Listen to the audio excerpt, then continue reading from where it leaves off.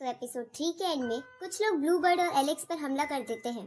अब आगे तो एपिसोड 4 की स्टार्टिंग में एलेक्स शील्ड बनाकर उन तीनों से बच जाता है और उनसे पूछता है कि तुम लोग कौन हो और स्टोन विलेज की टेरिटरी के पास क्या कर रहे हो। तो रोमन नाम का एक बंदा जो उनका पहले से पीछा कर रहा था वो कहता है कि मैं तुम्हारे पास वाले एक विलेज से इस लायन बीस्ट को लेने आया हूँ, जिस पर एलेक्स कहता है कि वो तो तुम्हें मुझसे लड़ने के बाद ही मिलेगा। इसके बाद वो दोनों लड़ने लगते हैं, जहाँ एलेक्स बड़ी आसानी से रोमन पर भारी पड़ रहा था। तो रोमन कहता है कि मुझे माफ कर दो, मेरे गांव के गॉड ने लायन बीस्ट की बॉडी को मंगाया था, बस इसलिए हम तुम्हारा पीछा कर रहे थे, लेकिन हम अब वापस चले जाएंगे। ये सुनकर एलेक्स उसे माफ करके ब्लू ईगल के पास जाने लगता है, लेकिन तभी रोमन चालाकी से एलेक्स पर तीरों की बारिश करवा देता है, जिससे एलेक्स बच जाता है। ये देखकर रोमन ब्लू ईगल पे तीर चलवा देता है, पर एलेक्स शील्ड की मदद से उसे भी बचा लेता है। इसके बाद रोमन अपनी स्पेशल टेक्निक को यूज करके बहुत बड़े तीर एलेक्स की तरफ चला देता है, जिससे वो बड़ी मुश्किल से बचता है।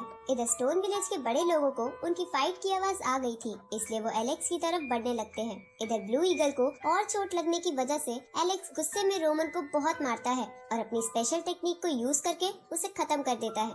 उसी वक्त वहाँ स्टोन विलेज के लोग आ जाते हैं और उन बाकी बचे हुए लोगों को मार देते हैं। तभी वहाँ पर रोमन के विलेज की प्रोटेक्टिंग स्पिरिट आ जाती है, जिसका नाम ब्लेक था, जो रोमन के मरने की वजह से बहुत गुस्से में थी। तो स्टोन विलेज के बड़े लोगों का लीडर एलेक्स को वापस गांव जाने को कहता है, लेकिन एलेक्स इसके लिए नहीं मानता। तो कुछ लोग ब्लू ईगल की प्रोटेक्टिंग में लग जाते हैं और बाकी ब्लेक पर हमला कर देते हैं, लेकिन ब्लेक बहुत ज्यादा ताकतवर थी और उनके हर वार से बच रही थी। अब ब्लेक उन सब पर हमला करती है, लेकिन एलेक्स अपनी शील्ड की मदद से उन्हें बचा लेता है। ये देखकर सब चौंक जाते हैं कि एलेक्स इतना सा होकर भी गार्ड स्पिरिट के अटैक को रोक पा रहा है। साथ ही ब्लेक भी कहती है कि एलेक्स की स्ट्रेंथ अच्छी है, पर वो मुझसे नहीं जीत पाएगा। तो एलेक्स अपने विलेज के गार्ड स्पिरिट यानी गॉड लियो को वहाँ बुलाने की प्रार्थना करता है। अब एलेक्स की प्रार्थना सुनकर स्टोन विलेज की स्पिरिट वहाँ आ जाती है और ब्लेक को जान से मार देती है। आगे सभी गांव वाले मिलकर गॉड लियो को उन सबको बचाने के लिए थैंक यू बोलते हैं। तो वो स्पिरिट उन्हें बताती है कि तुम सब सावधान रहो,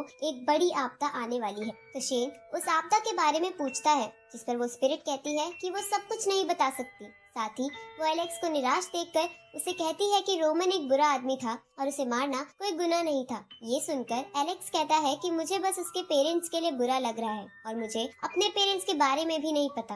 क्या आप उनके बारे में मुझे कुछ बता सकते हो? इस पर गॉड लियो की स्पिरिट कुछ नहीं कहती और एलेक्स निराश होने लगता है। ये देखकर शेन कहता है कि तुम्हारे पेरेंट्स जरूर तुम्हारे पास आ जाएंगे, लेकिन अभी तुम्हें अपनी ट्रेनिंग पर ध्यान देना चाहिए। आगे हम एलेक्स को ध्यान लगाते हुए देखते हैं, जहां हमें पता चलता है कि पुराने समय में सिर्फ बीस्ट ही दुनिया पर राज करते थे और अगर किसी कल्टीवेटर को ताकतवर बनना हो तो उसे बीस्ट की एनर्जी को कंज्यूम करना पड़ता था। इसके बाद कुछ समय बीत जाता है और हम एलेक्स को शेन के पास देखते हैं, जहां शेन उसे बताता है कि आज उसकी कल्टीवेशन स्टार्ट होने का फर्स्ट स्टेज है, जहां सबसे पहले उसकी बॉडी को प्योर करा जाएगा और इसके बाद तुम लायन बीस्ट की एनर्जी को कंज्यूम करोगे। लेकिन ये जितना दिखता है उतना आसान नहीं है, इसमें तुम्हारी जान भी जा सकती है। तो क्या तुम इसके लिए तैयार हो? जिस पर एलेक्स कहता है कि मैं अपने मॉम डैड से मिलने के लिए कुछ भी कर सकता हूँ और वो तुरंत ही प्योरिफिकेशन पूल में कूद जाता है। दूसरी तरफ कुछ बर्ड बीस्ट और एक बड़ा सा गोरिल्ला किसी माउंटेन ट्रेजर को लेकर आपस में लड़ रहे थे और इसी के साथ ये एपिसोड यही खत्म होता है।